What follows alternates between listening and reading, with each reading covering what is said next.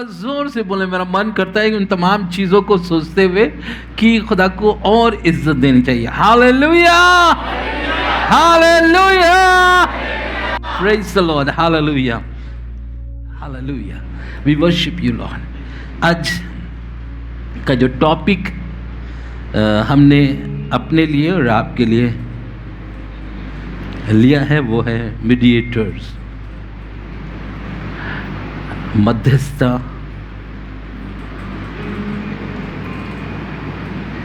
आज हम इस मध्यस्थता के विषय में सीखेंगे, बिचवैया के विषय में सीखेंगे।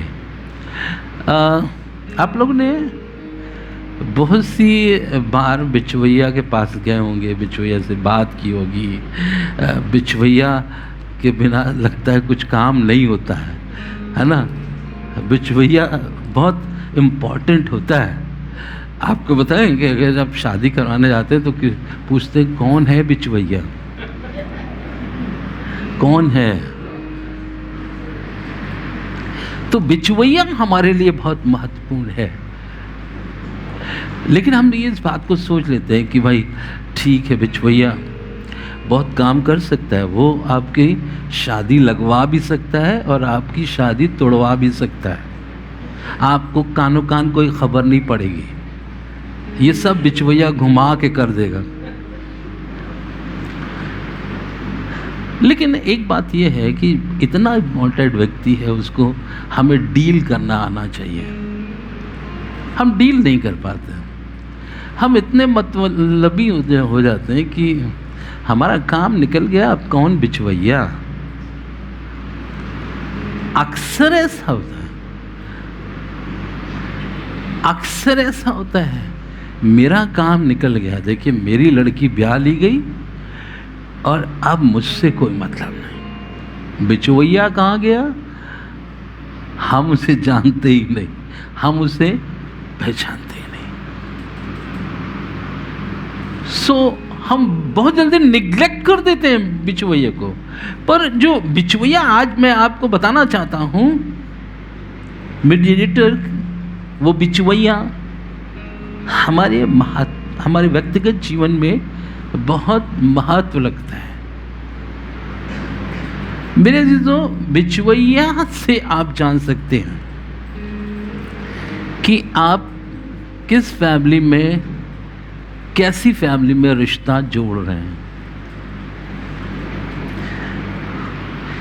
इमेजिन करके देखिए, अगर आप किसी ऐसे बिचवैया के पास गए जो शराबी है, शराब पी लेता है, कभी कभी गाली उली भी दे देता है, और आप कहें बहुत शरीफ परिवार आपको दे दे, तो वो शरीफ परिवार कहाँ से दे सकता है, कहाँ से दे सकता है? आप ही बताइए कहाँ से दे सकता है? वो तो वही जानता है, उन्हीं लोगों को जानता है जो जो जो जो जो थोड़ा बहुत बैठ के उसके साथ पी लेते हैं। उसको मौका मिलेगा पीने के लिए, उसको खाने के लिए मौका मिलेगा, उसको बोलने के लिए मौका मिलेगा। सो मेरे जो बिचवैया बहुत मायने रखता है, मैं आपको बताना चाहता हूँ। और बिचवैये को मुझे अगर आप कहें कि कैसा रिश्ता हुआ, किस तरह से रिश्ता, तो मैं सबसे पहले पूछता हूँ बिचवैया कौन है। उससे मालूम हो जाता है कि मतलब रिश्ता कैसा होगा। बिचवैया अगर सही है तो सही रिश्ते में आप जुड़ रहे हैं। बिचवैया अगर सही है तो सही संबंध आपके स्थापित हो रहे हैं। पर इसको निग्लेक्ट नहीं करना चाहिए, यह आपके व्यक्तिगत जीवन में बहुत मायने रखता है। इब्रानियों उसका 9 अध्याय और उसका 15वां पद। इसी कारण वो नई वाचा का मध्यस्थ है। इसी कारण वो नई वाचा का मध्यस्थ है, बिचवैया है। इसी कारण, किस कारण? ताकि उसकी मृत्यु के द्वारा, ताकि उसकी मृत्यु के द्वारा जो पहली वाचा के समय के, जो पहली वाचा के समय के अपराधों से छुटकारा पाने के लिए, अपराधों से छुटकारा पाने के लिए हुई है बुलाए हुए लोग प्रतिज्ञा के अनुसार प्राप्त करें। अनंत मिरास को प्राप्त करें। Praise the Lord, hallelujah. क्या आप मेरे साथ सहमत हैं? आमेन। आप बोल सकते हैं आमेन। सो इस कारण, किस कारण? प्रभु यीशु मसीह की मृत्यु के कारण। प्रभु यीशु मसीह स्वर्ग से इस पृथ्वी पर आया, उसने हमसे प्रेम किया और हमारे लिए अपनी जान दे दी। मारा गया, गाड़ा गया और तीसरे दिन मृतकों में से जी उठा। ये वो पुनरुत्थान है जिसको हमने और आपने एहसास किया। हमने उसे एहसास किया, पर इस कारण वो नई वाचा का मध्यस्थ है। इसका मतलब है, बाइबल में आगे आपने देखा कि पुरानी वाचा भी है और नई वाचा भी है। सो थोड़ी देर के लिए एक टेस्ट होगा। पुरानी वाचा क्या, पहली वाचा क्या है? सिनाई पर्वत पर कुछ वाचाओं को परमेश्वर ने दिया। सो पीछे वाले लोग बताएं, जो सबसे पीछे हैं, उनसे ही टीचर पूछ रहा है कि वो पुरानी जो वाचा है उसका पहली वाचा क्या है? यस, आप पुराने हैं इसलिए आपको मालूम है। मेरे हुजूर तेरे लिए कोई दूसरा खुदा ना हो। ना आखिरी भी बता दीजिए। चलिए आखिरी बता दीजिए। यस, हम लोग आपस में बात कर रहे हैं। वचन में तो हम और गहराई में और आगे आएंगे। बात करिए, आखिरी वाचा क्या है? यस यस यस, सही सिस्टर, आपने सही बोला। सिनाई पर्वत पर 10 आज्ञाएं दी गई थी और पहली, मेरे हुजूर तेरे लिए कोई दूसरा खुदा ना हो, और आखिरी तो किसी चीज का लालच ना करना। मेरे अजीजों, मैं आपको बताना चाहता हूं कि शैतान हमें क्यों अट्रैक्ट कर लेता है, क्यों हमें फंसा लेता है, क्यों हमको पाप में ढकेल देता है। क्योंकि हमको नियम और कानून मालूम ही नहीं। ये खुदा बाप लिखा रहा है, क्योंकि उसको एक बात मालूम थी कि मेरे लोग जो है वो भूल सकते हैं। भाई, तरह तरह का काम है, कहीं जाना है, रिश्तेदार आ रहे हैं, घर में कपड़े धोने हैं, तो भूल सकते हैं। अरे आज संडे है क्या? लोग तो यही कहते हैं, अरे आज संडे है क्या? नहीं, देखिए अंकल आने वाले हैं। कहां से? ऑस्ट्रेलिया से आने वाले हैं।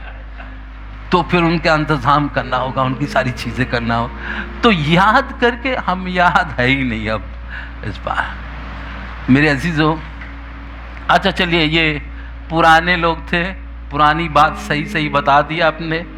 अब नए लोगों से पूछना चाहता हूं, नई वाचा क्या है? यस, तू अपने परमेश्वर से सारे दिल, सारी जान और सारी अक्ल से प्रेम रख।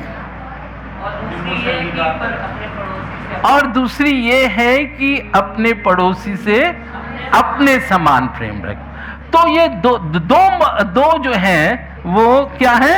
वाचाएं हैं। एक वाचा हमें खुदा ने सिनाई पर्वत पे दी थी, और एक वाचा प्रभु यीशु मसीह ने अपने शागिर्दों को दी थी। और इन दोनों के बीच में जो मध्यस्थ बना है वो हमारा खुदावंद यीशु मसीह है। इन दोनों के बीच में खुदावंद यीशु मसीह आ गया है और वो हमारा बिचवैया हो गया है। इमेजिन करिए, दो तरीके हैं, एक पुराना नियम है, एक नया नियम है, इनके बीच में खुदावंद यीशु मसीह आ गया।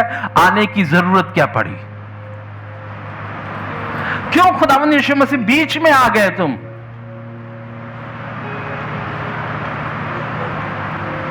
तुम्हें नहीं आना चाहिए था बीच में। मेरे अजीजों, अगर खुदावंद यीशु मसीह इन दोनों वाचाओं के बीच में नहीं आता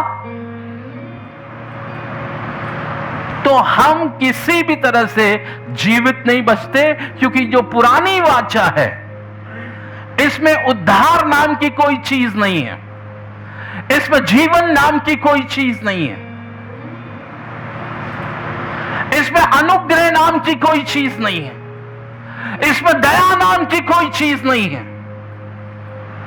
तभी तो कोई अगर याजक भी थोड़ा सा अपराध करके मंदिर में जाता था तो वहीं पर खत्म हो जाता था। उसकी घंटी लगी हुई थी और वो घंटी बजती रहती थी, तब तक लोग जानते थे कि हाँ, सलामती के साथ ये उस वेदी पर निकलकर जो है खून का छिड़काव कर रहा है, हमारे लिए दुआएं कर रहा है। घंटी बंद हुई, इसका मतलब है कि वो खत्म हो गया, और उसको रस्सी से खींच लेते थे। रस्सी से खींचते वहां जा नहीं सकते थे। इसीलिए सिनाई पर्वत पर जब ये दी जा रही थी तब भी खुदा ने कहा था कि कोई व्यक्ति इस पहाड़ को छूने ना पाए, उनसे कह देना अलग ही खड़े रहना। सो अनुग्रह नाम की कोई चीज नहीं, दया नाम की कोई चीज नहीं, उद्धार नाम की कोई चीज नहीं। तो फिर कैसे हमारे पापों का उद्धार हो सकता है? तो कैसे हम छूट सकते हैं? कैसे हम रिहाई पा सकते हैं? कैसे अनंत जीवन प्राप्त कर सकते हैं? कैसे? हम सब ने पाप किया है, परमेश्वर की महिमा से रहित है। हम सब ने पाप किया है मेरे अजीजों, मुझे कहने दीजिए। और तब खुदावंद यीशु मसीह को जरूरत पड़ी कि नहीं, मुझे एक नई वाचा देना है, एक नए तरीके से काम करना है। आसमान से जमीन पर उतर आया, पूरी तौर से उतर आ गया और बीच में खड़ा हो गया, और बीच में खड़ा हो गया मध्यस्थ बन गया। और अब वो कहता है बस एक काम करने की जरूरत है, तुम्हें अपने परमेश्वर से सारे दिल और सारी जान और सारी अक्ल के साथ प्रेम रखने की जरूरत है, तुम्हें अपने पड़ोसी से अपने समान प्रेम रखने की जरूरत है। बीच में आकर उसने क्या किया? उद्धार का मार्ग खोल दिया, उद्धार का मार्ग खोल दिया। अब दया का मार्ग खोला गया है, अब जीवन का मार्ग खोला गया है। उसके मृत्यु के द्वारा, वो जो मरा है उसके द्वारा उसने वो मार्ग खोल दिया ताकि हम उस अनंत जीवन को प्राप्त कर सकें। आगे पढ़े इसी 15वें पद को। हाँ, इसी कारण वह नई वाचा का मध्यस्थ है, इसी कारण वो नई वाचा का मध्यस्थ है, ताकि उसकी मृत्यु के द्वारा, ताकि उसकी मृत्यु के द्वारा जो पहली वाचा के समय के अपराधों से छुटकारा पाने के लिए हुई है बुलाए हुए लोग प्रतिज्ञा के अनुसार अनंत मिरास को प्राप्त करें, अनंत जीवन को प्राप्त करें। वो लोग जो बुलाए गए हैं, वो लोग जो यीशु मसीह में बुलाए गए हैं, वो इसीलिए बीच में आ गया, हमारे लिए बिचवैया बन गया, ताकि वो हमको एक प्रतिज्ञा के द्वारा जो उसने हमारे साथ बांधी है, वो है कि हम उस पर विश्वास करें और अनंत जीवन को प्राप्त करें। वो अनंत मिरास को हम प्राप्त कर सके, अनंत जीवन को हम प्राप्त कर सकें। और यही कारण है कि वो हमारे लिए बिचवैया बन गया। यही कारण है कि वो हमारे लिए मीडिएटर बन गया, ताकि हम उस जीवन को हासिल करने पाएं जो खुदा हमें देना चाहता है। पहला शमूएल उसका 2 अध्याय और उसका 25 और 26वां पद। यदि एक मनुष्य दूसरे मनुष्य का अपराध करे, यदि एक मनुष्य दूसरे मनुष्य का अपराध करे, तब तो परमेश्वर उसका न्याय करेगा, परंतु यदि कोई मनुष्य यहोवा के विरुद्ध पाप करे, तो उसके लिए विनती कौन करेगा? तो उसके लिए विनती कौन करेगा? तो भी उन्होंने अपने पिता की बात ना मानी, क्योंकि यहोवा की इच्छा उन्हें मार डालने की थी। तो भी उन्होंने इस बात की चिंता नहीं की।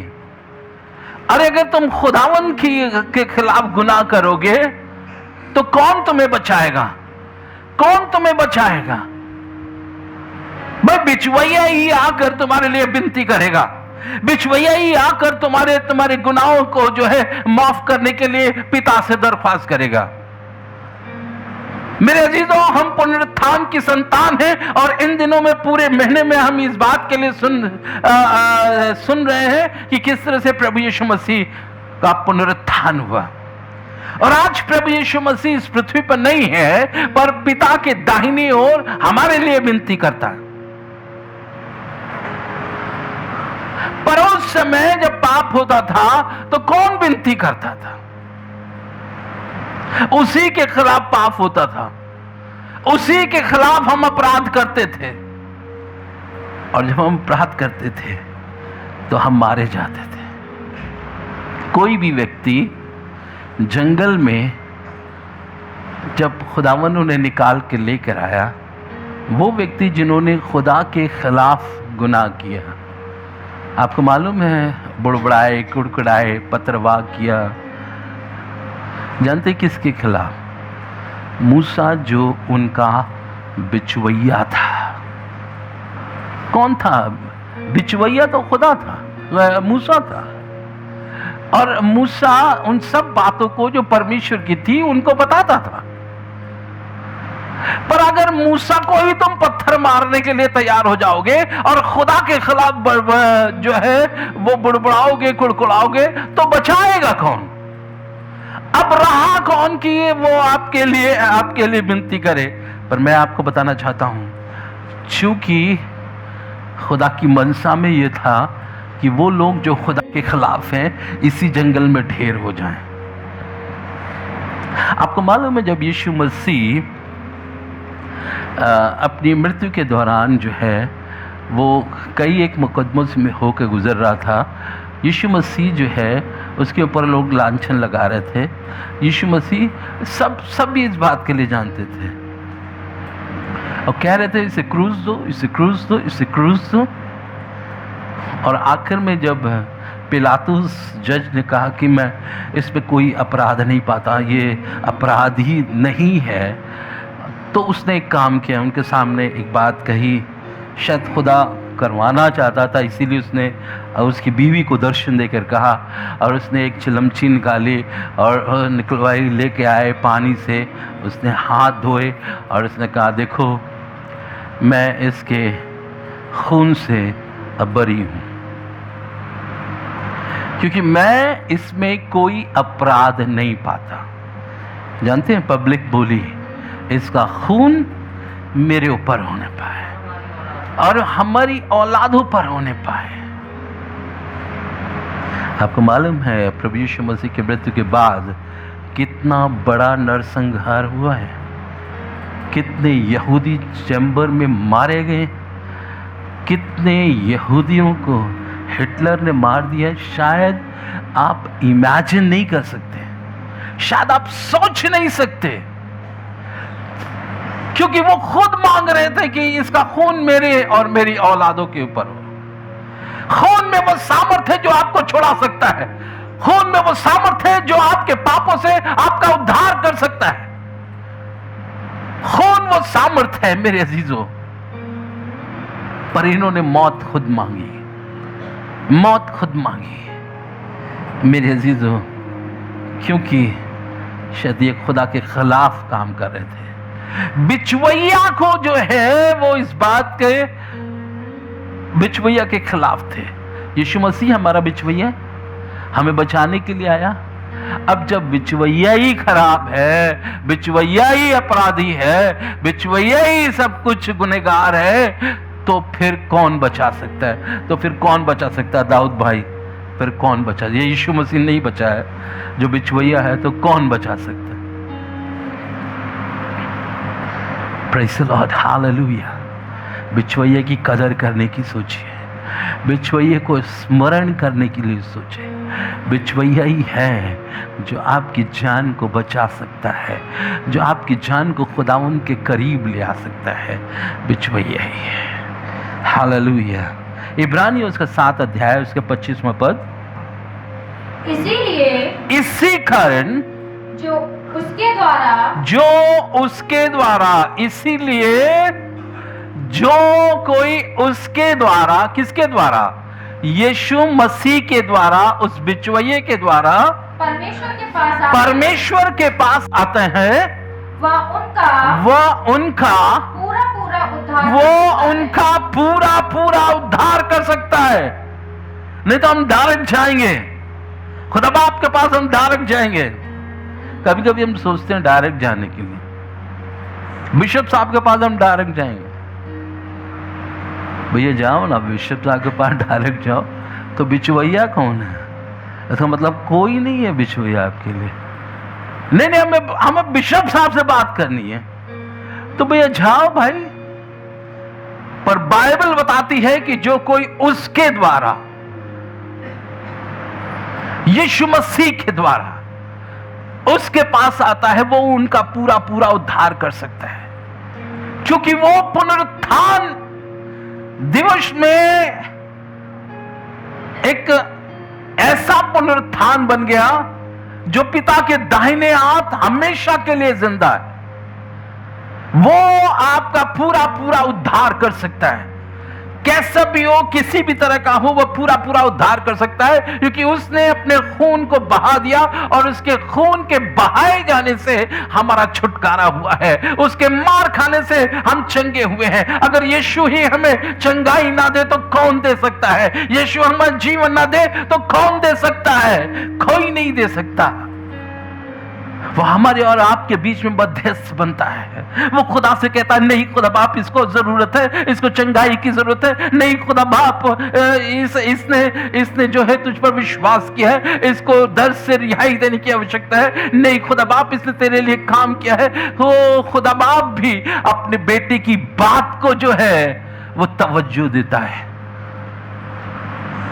ऐसा नहीं, बाप नहीं ऐसा है कि उसने कभी भी अपने बेटे की बात को जो है नकार दिया। इसीलिए तो कह रहा है बाइबल इस बात को बताती है कि वो तुम्हारा पूरा उद्धार कर सकता है। कॉन्फिडेंस के साथ इस बात के लिए बताया जा रहा है कि वो तुम्हारा पूरा उद्धार कर सकता है। मेरे अजीजों, क्योंकि वो जीवित खड़ा हुआ इस बात को देख रहा है। बाइबल इस बात को बताती है कि उसकी आंख इस पृथ्वी पर धर्मियों की ओर लगी हुई है। वो देखा करता है, वो महसूस करता रहता है, वो अपने हाथ को बढ़ाए रहता है, वो बाप से विनती करता रहता है, चाहे कुछ भी हो जाए, कैसे भी हो जाए, बाप उसकी आवाज को सुनने के लिए तैयार है, क्योंकि वो बाप के दाहिनी ओर खड़ा है। Hallelujah, hallelujah, we worship you Lord. ऐसे महान परमेश्वर को जानते हैं। खुदावंद यीशु मसीह का पुनरुत्थान उसको एक श्रेणी देता है, बिल्कुल अलग ही कर देता है। और सबका सम्मान हमें करना चाहिए, सबकी इज्जत करनी चाहिए, कोई किसी के खिलाफ नहीं बोलना चाहिए, क्योंकि सबने आकर इस पृथ्वी पर अच्छा काम किया। लेकिन क्या बात है, यीशु क्यों श्रेष्ठ है?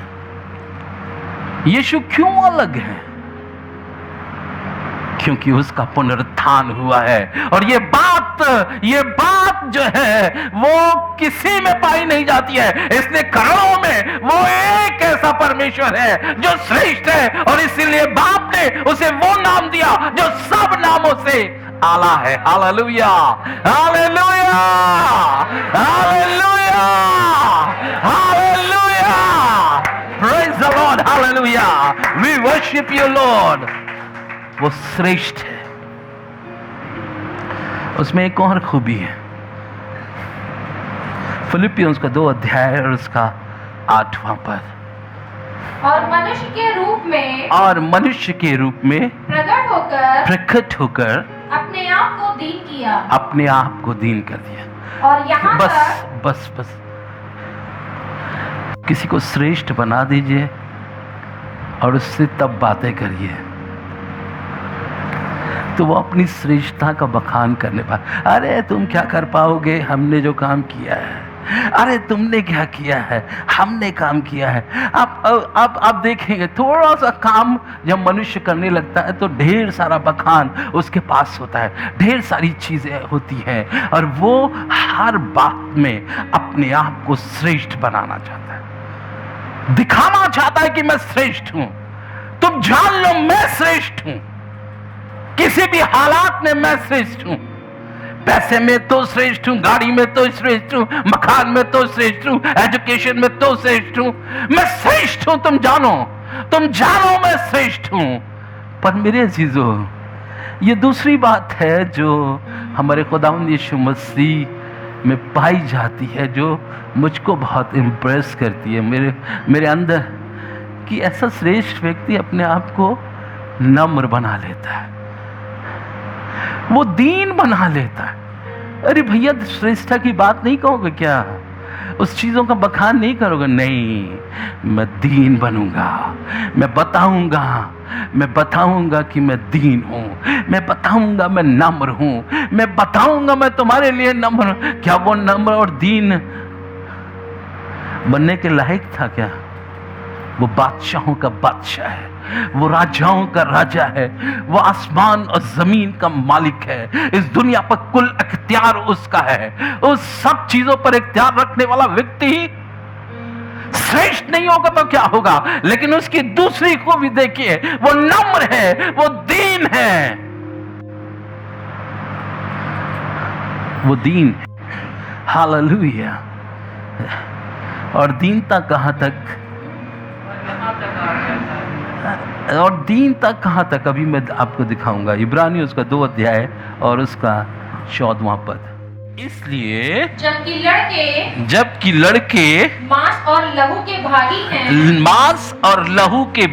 हैं, तो वह आप भी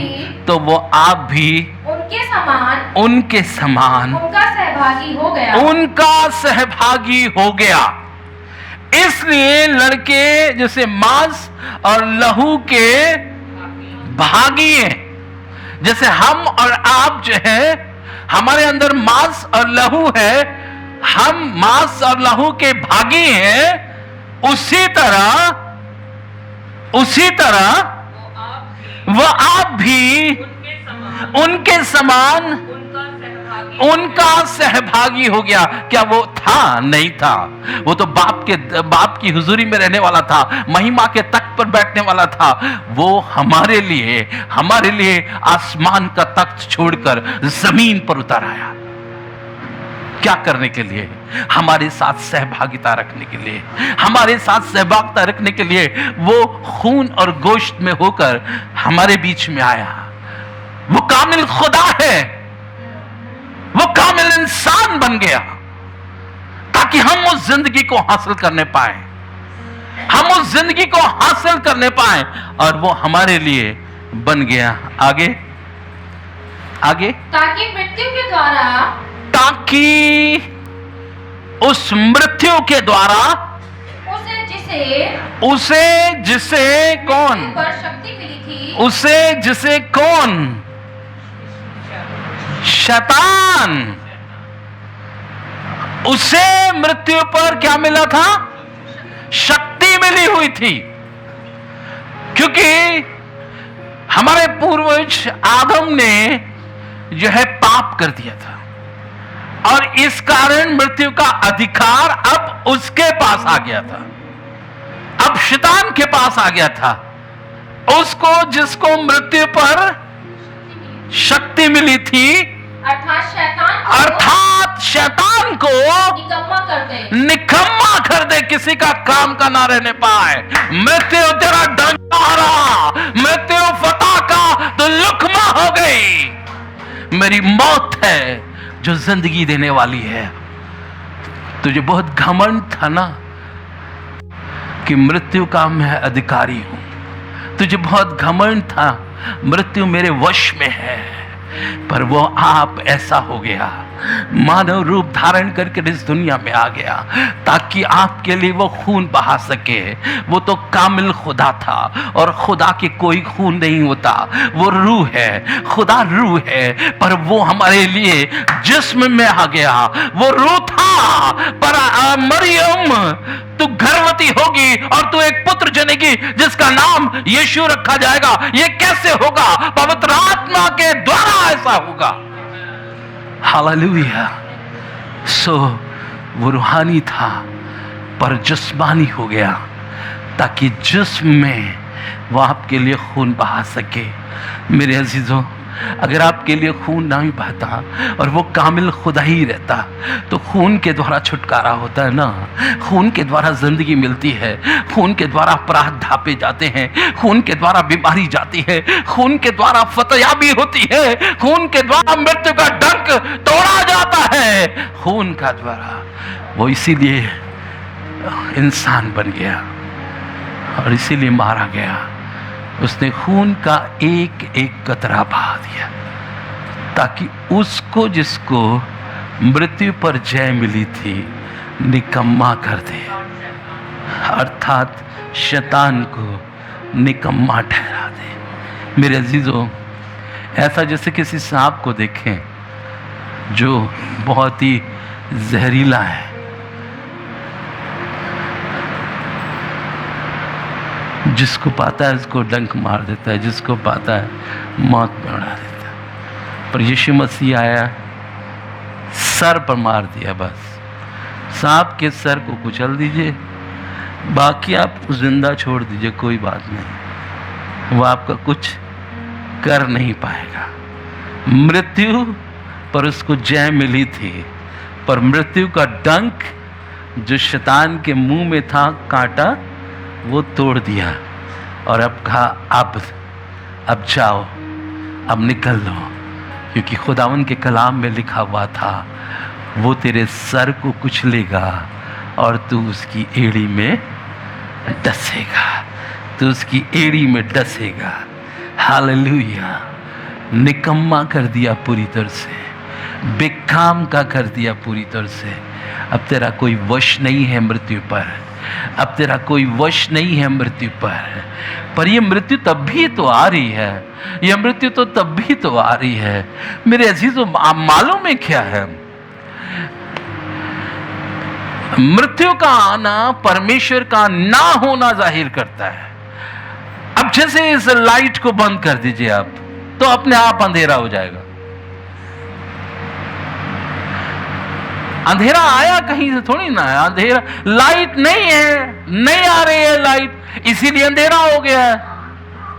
इसीलिए जब यीशु मसीह आपके व्यक्तिगत जीवन में नहीं होता है, जब यीशु मसीह आपके व्यक्तिगत जीवन में काम नहीं करता, इसके मतलब यह है कि आप मृत्यु के शिकार हो सकते हैं। वरना तो यीशु मसीह इस बात के लिए कहता है, अगर तुम मर भी जाओ और मुझ पर विश्वास रखते हो तो तुम हमेशा तक ना मरोगे।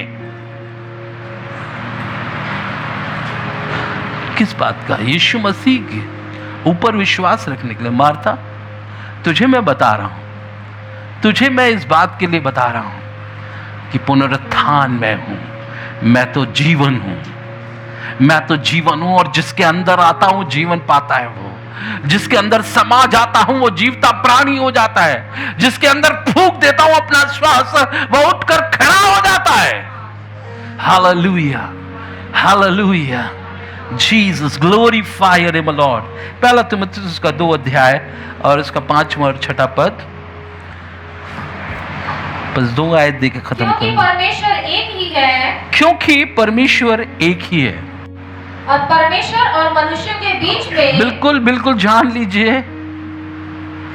मैंने अभी बताया था लाखों करोड़ों की बात, पर मैं अभी आपको बता रहा हूं परमेश्वर के वचन से कि परमेश्वर एक ही है, और परमेश्वर और मनुष्यों के बीच में, और दूसरी बात, परमेश्वर और मनुष्यों के बीच में एक ही बिचवाई है। एक ही बिछुआई है, जिसको आप बड़े ध्यान से सुन लीजिए। एक ही बिछुआई है, और अर्थात मसीह यीशु जो मनुष्य है, जो मनुष्य है। एक एक ही बिचवई है, एक ही बिचवइये, एक ही खुदा है। हमारे और खुदा के बीच में एक ही बिचवइया है।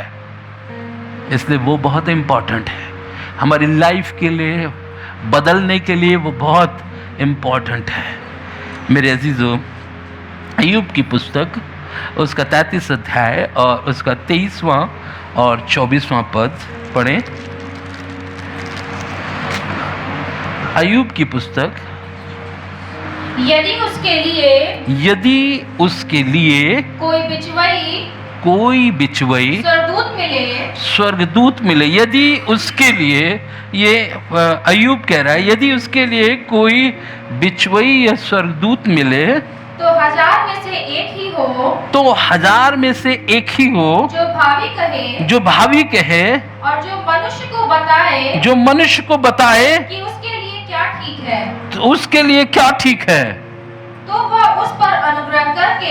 वो उस पर अनुग्रह करके कहता है उसे गड्ढे में जाने से बचा ले। मुझे छुड़ौती का दाम मिल गया है। मुझे छुड़ौती का दाम मिल गया है।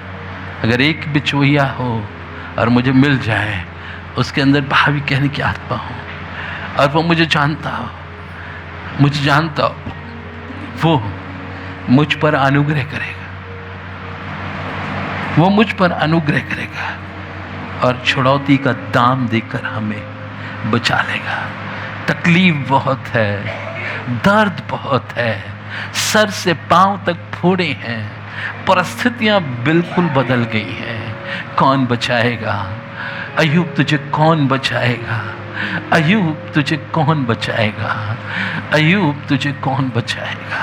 मेरे अजीजों, अय्यूब बहुत दूर की देख रहा है, विश्वास की दूरबीन से बहुत दूर की देख रहा है।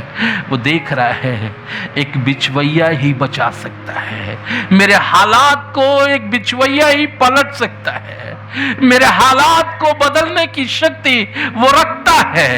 मेरे लिए वो मेरे प्राण की छुड़ौती अपने खून को बहा कर दे सकता है, कोई और नहीं है।